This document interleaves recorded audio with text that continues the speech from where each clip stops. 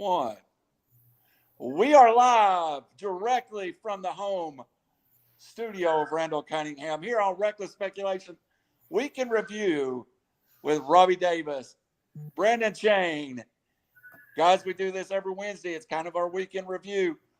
A lot happened in the sports world the last week. Robbie, first of all, I want to touch on the Masters just real fast. Enjoyable Masters, not the most drama, but enjoyable. Yeah, I mean, it's the Masters. It's always enjoyable. It's must-see TV.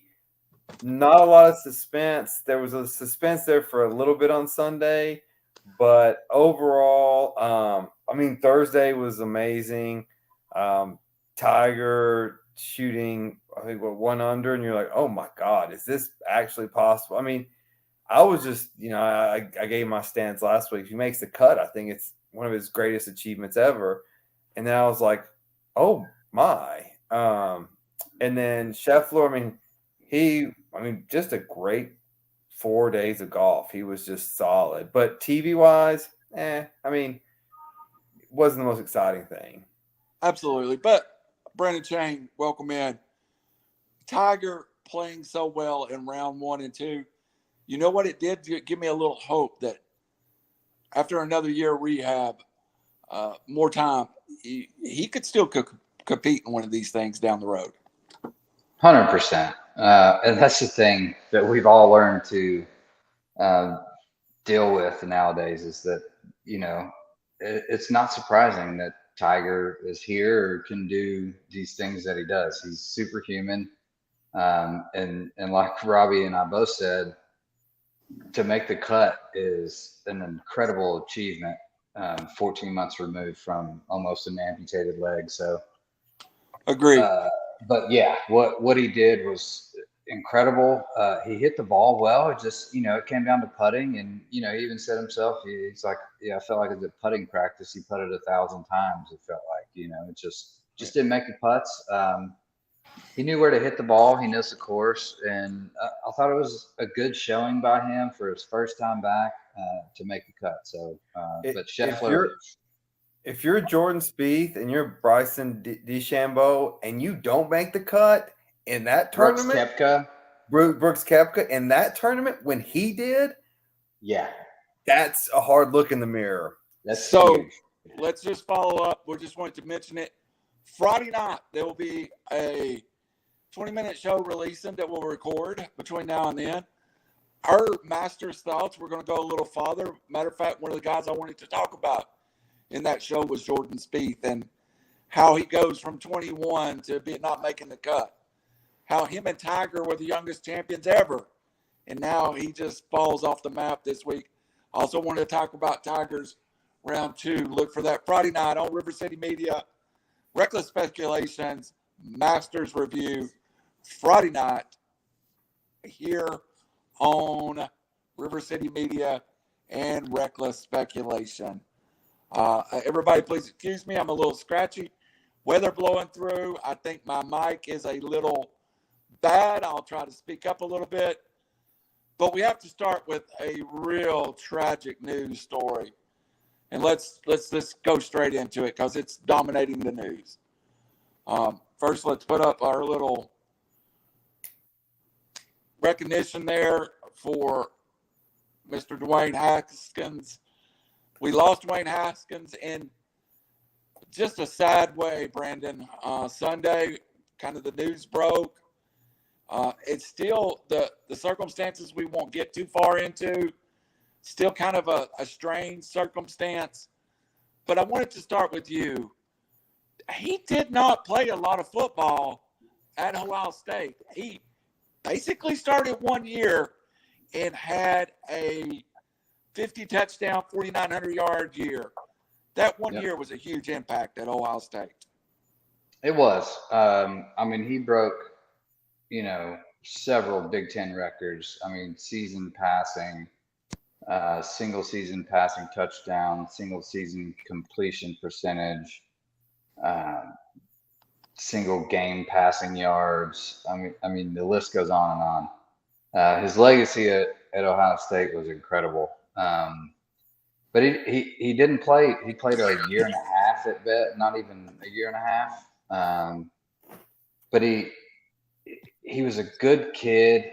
And I think it's sad the way the news broke, and even the way Adam Scheffner came across, just kind of very insensitive. Can't remember exactly what he said, something to that he struggled in the NFL, but it felt like a transaction was about to happen when you first read the tweet, and then it came to, and Dwayne Haskins was dead at 6 a.m. or whatever. That was just very, very insensitive, which he's since retracted his statement or whatever. But regardless, like, this is a 24-year-old kid. He's a father. He's a son. He's a husband. And to just throw that away and just focus on ratings or whatever keywords are going to pop your story it's kind of insensitive. He never really had much trouble off the field. Never had, issues with the law enforcement or anything of that nature. He was a great teammate. Even Mike Tomlin said he was always working his butt off. He was there, training, working, trying to get better.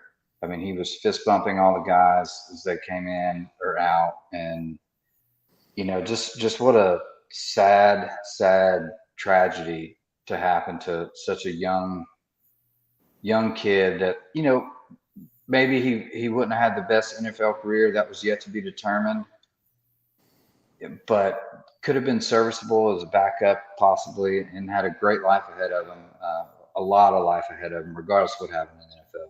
And it's just it's a heartbreaking story, but I can tell you that his legacy was left on Ohio State.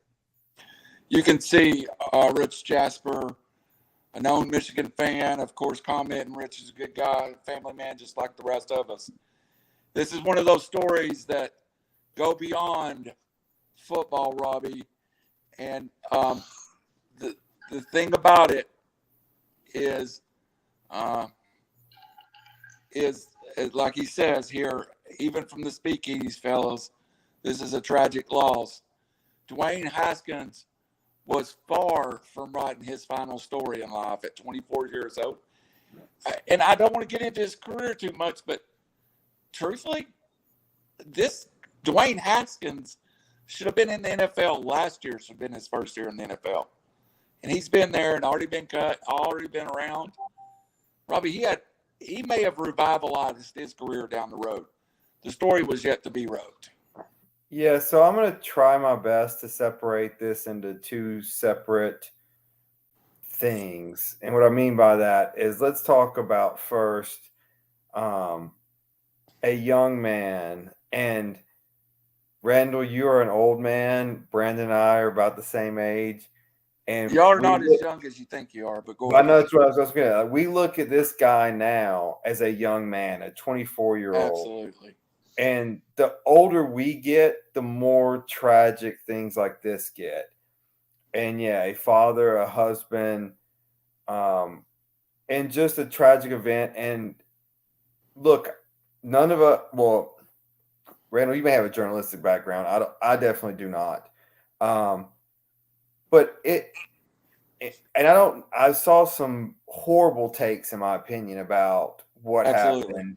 And it's like, stop. Everyone just stop with the clickbait and all this. Try to respect people's families, respect their kids are going to grow up and Google what happened to my dad or what happened to my uncle and all this. And this desire to be first and just report things when the police haven't, let them do their investigation. Trust me, the story will still be there. And it just is a sickening, sad feeling about this whole situation. Yeah, legend Ohio State. I believe that team he was on went 13-1. That was the year they lost to Purdue. And Notre Dame got in, as well as a one-loss Oklahoma. That Ohio State team was definitely better than both of those teams. So absolutely. Very, very close to at least being in the championship discussion. won a Right. Big Ten title. You can't take those things away from him. And let me now separate from the sadness to the lesson to be learned. Kids, you get a lot of pressure to stay in school, to run it back for another year, try to win a championship in school. Do not do it. You have a small window in professional sports to make money. He took that chance. He signed an $8.47 million signing bonus when he was drafted. That's generational money. And what he lost out on is generational. You can make a killing as a backup quarterback for your career Yep. and not risk the head injuries, not risk the physical injuries. That is a great life. He probably could have made $60-70 million. So it's just tragic financially, but yes, people, hey, as much as I wanted Kennedy Chandler to stay in Knoxville, no, go get paid, because even though you have insurance policies, as someone who fights insurance companies every day, they will try every way to deny it. Get that guaranteed money and get it from billionaires and take that chance. Yeah. And this goes to show, to your point. I mean, this is, life's too short, right? So who knows if you stay on one more year, or you can't change your family's life for generations of your family. Well, we have the NFL draft coming up. Imagine if this would have happened to one of those kids who Right. they haven't changed their family's generational wealth. Like it's a scary world out there, and any moment can change everything. So one thing I wanted to ask you, Shane, as an Ohio State fan, what is the legacy of Dwayne Haskins at Ohio State? The story, I don't know, is necessarily in the media. He originally committed to Maryland. He's an East Coast guy. They fire Randy Edsall, and he kind of comes to Ohio State at the last minute. And we talk about how great Alabama's running back room was at one point. Ohio State's quarterback room was J.T. Barrett, Dwayne Haskins, Cardell Jones, Joe Burrow. and Joe Burrow. Yep. And after Barrett graduated, he was clearly the best of the three. Right. So if you kind of Google him, there's clips of him as a kid coming to Ohio State. But I just couldn't do it. Coming to Ohio State and saying, one day I'm going to be here. I'm going to be a quarterback at Ohio State. So that was in his heart from day one. And, commitment to Maryland was situational, pending on the quarterback kind of deal. The kid was eager to play and warranted, because he did well in college. So I think his heart was always there at Ohio State, and he saw the opening and got the recruiting and took it. And he broke records at Ohio State, records in the Big Ten. I mean, he put a legacy on college football, that'll last for quite some time. So, it's so tragic. I just can't imagine. I'm a father myself, and to just poor his kid. I mean, I just feel so awful for his family, and man, I don't know. All right, guys, I hate to move on, but I want to give you both the chance. And two, I think we should, as a show, maybe discuss offline making a donation somewhere in his name. It's either to Ohio State or maybe some charity he supported. Start with you, Robbie Davis. As tragic as this is, you talked about the lessons to be learned. Now, it's hard, I guess, in your position. I always think it's hard to separate your career from being a sports fan from this show.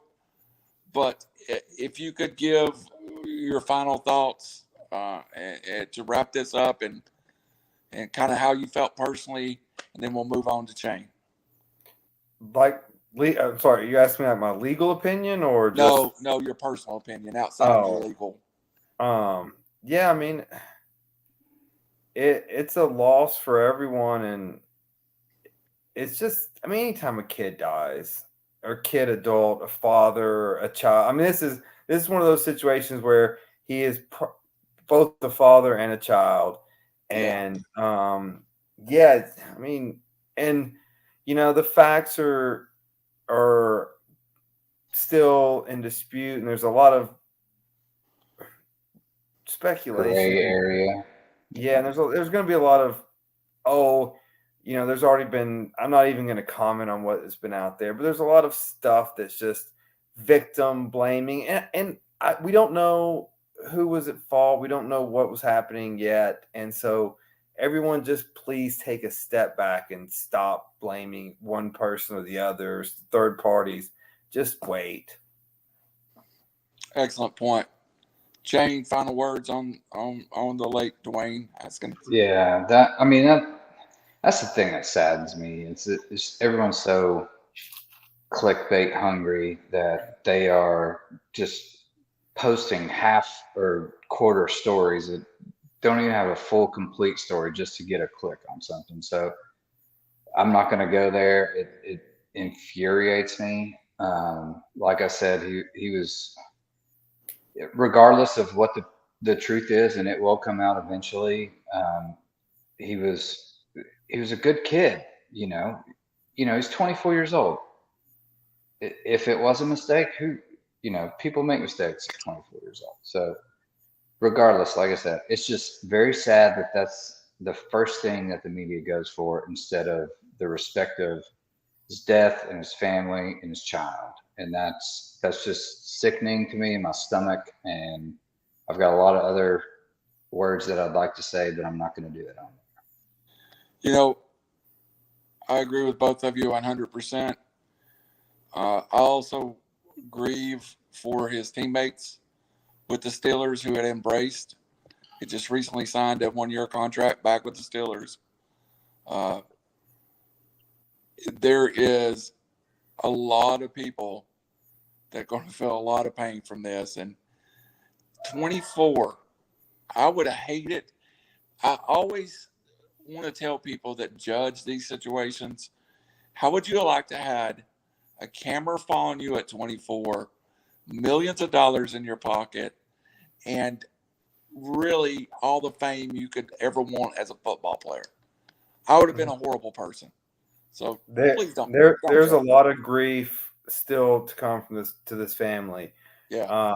I know I have actually in my professional world litigated a similar case where my client got hit by a dump truck, same thing, and at some point I had to go and talk to the family and tell them I'm sorry. And it's tragic, and reliving the tragedy over and over and over again is just a horrible thing for anyone to go through. Absolutely. So I hate to leave that behind. It's an awful sad note for us to start on, but sports goes on. And right now, we're in the midst of an NBA play-in tournament. And if you were in the Cunningham house, you would see on our phone, even though we're doing a live show, I have the Atlanta Hawks shot chart currently up. I am the only Atlanta Hawks fan maybe in the city of Chattanooga. Hey, I like the Hawks. All right. Me and Robbie can go on the Hawks. I like the Hawks too. What's the score? The Hawks are absolutely. We don't like them enough to watch, but it's 116-87 with 4:29 to go in the fourth quarter. Hey, they play the Cavs on Friday. I may go down to Atlanta and watch that game. It's Good Friday. Definitely. I learned that this week. It's Good Friday on Friday. It is Good Friday. I'm proud of you, Robbie. But I have a question. That's my religious contribution of the year. That's probably all we're going to get out of you too. So don't tell me what Good Friday means, but just I know that it's Good Friday. Ash Wednesday was a couple of weeks ago. So What is the NBA play-in tournament? I really don't get it. Robbie, do you got a grasp on the play-in tournament? Yeah, it's stupid. It's not like the first four of March Madness. It's like, honestly, well, one, had no idea that the Pelicans were even in the play-in tournament. I thought they were dead last. I don't even know who plays on their team. Zion hasn't played a game. No idea. Learned that on PTI today that they were in the play-in game.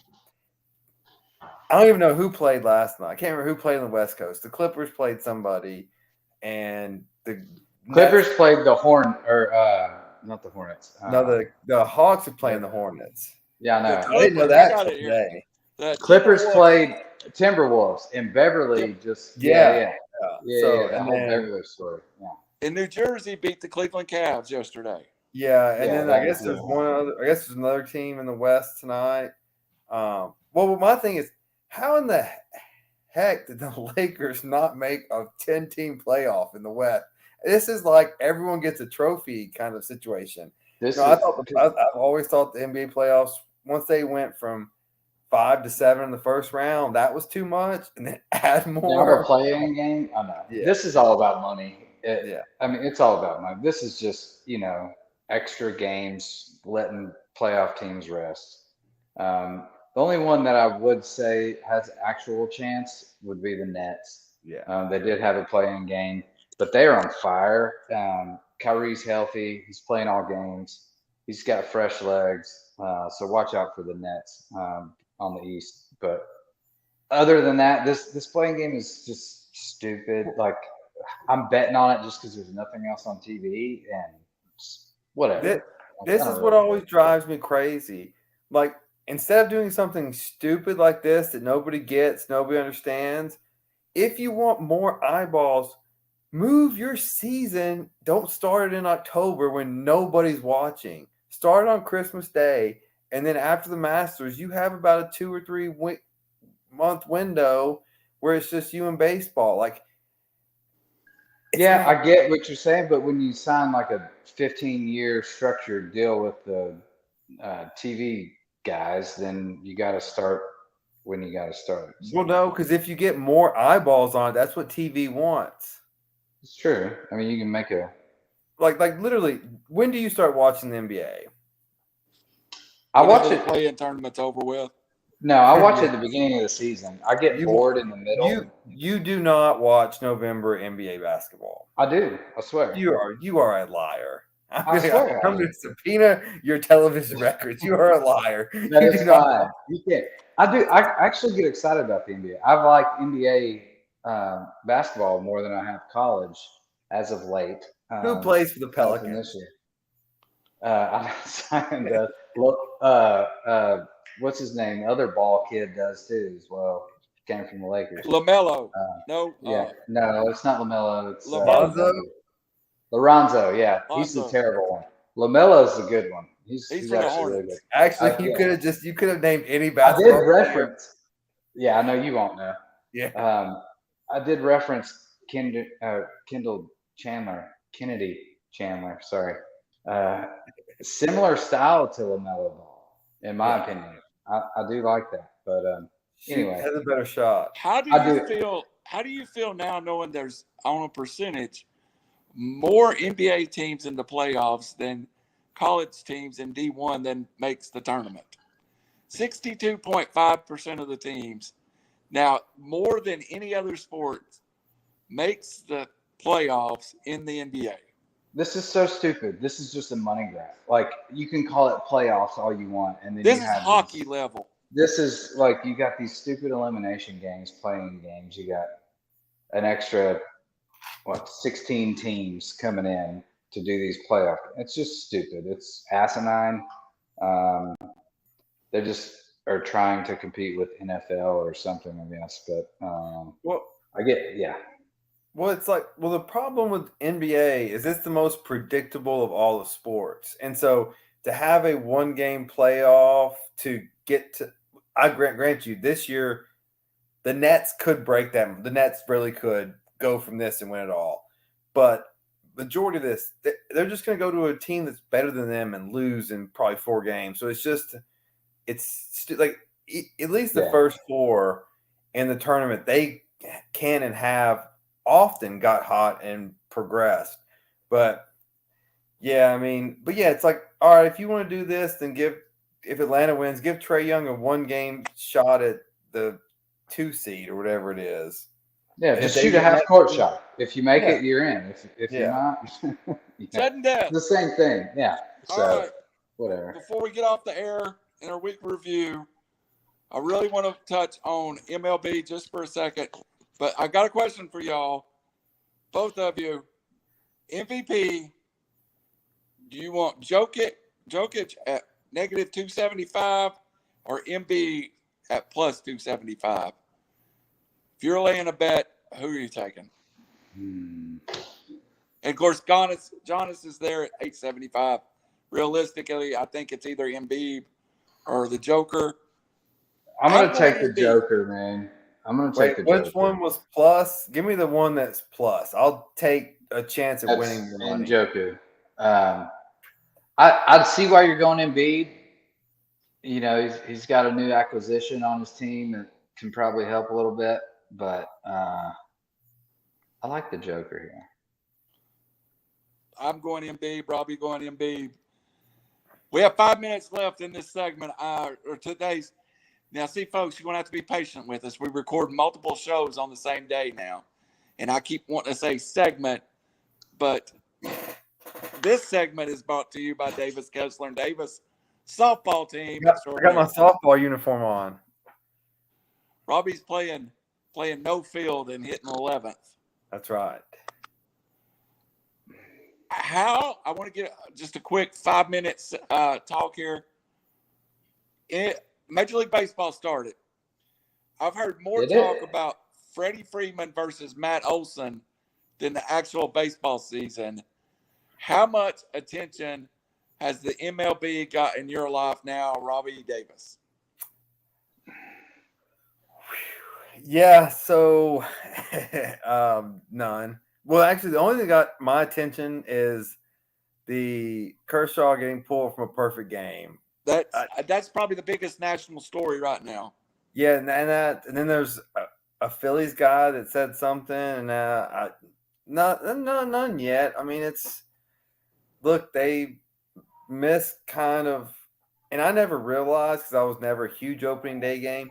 But that opening day being on the Monday of the college basketball championship game, I liked it. Gave you some build up to the championship game.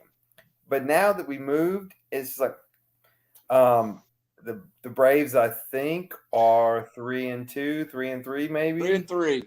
Of course, the Braves are playing without Ronald Acuna. Yeah, and that's maybe the best player in the National League. I heard he was getting traded. No. Reckless speculation. That's real reckless. But baseball hasn't hit the radar yet.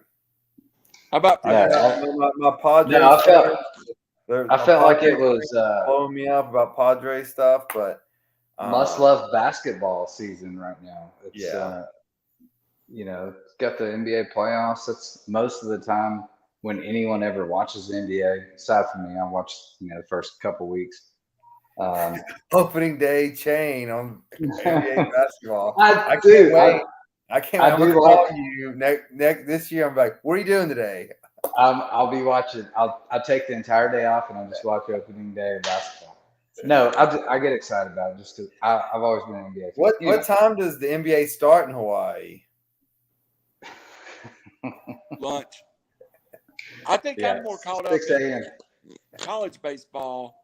And Tennessee loses last night to Tennessee Tech. First loss, right? In 21, playing in a game where they're only allowed to use wooden bats. To me, that's like, we're going to play football, but we're going to use a Nerf football. But I've been really caught up in college baseball. SEC, dominant. Ole Miss is good. Arkansas is good.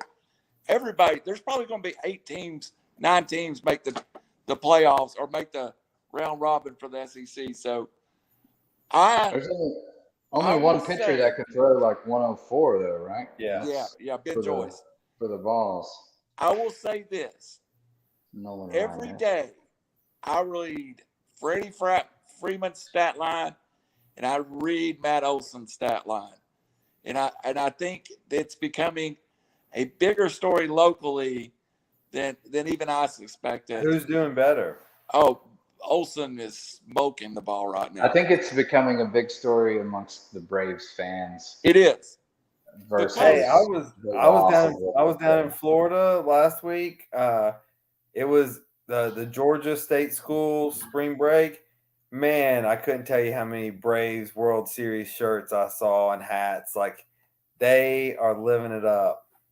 The narrative, though, of Matt Olson turning to Atlanta was lost in the Freddie Freeman stuff. This is a kid that's dying to be in Atlanta, and I think he's finally getting that part of it's getting out a little bit. So, of course, the Ohio State guy that doesn't care. But this is our segment. This is Reckless Speculation Live. Robbie Davis, final words for this week. Yeah, just don't be freaked out when we're all wearing the same clothes when our Friday show drops. Yeah, don't be. Brandon Chang. Even though I was the same show every time. We're not recording it 5 minutes later. Roger, where are you at? R.I.P. Dwayne Haskins. Legacy that you had left at Ohio State. Your life was not over. Prayers to your family. I got nothing to add to that. For Robbie Davis, for Randall Cunningham, for Brandon Chang, for the absence, Raj Mehta. This is Reckless Speculation. We'll see you next week.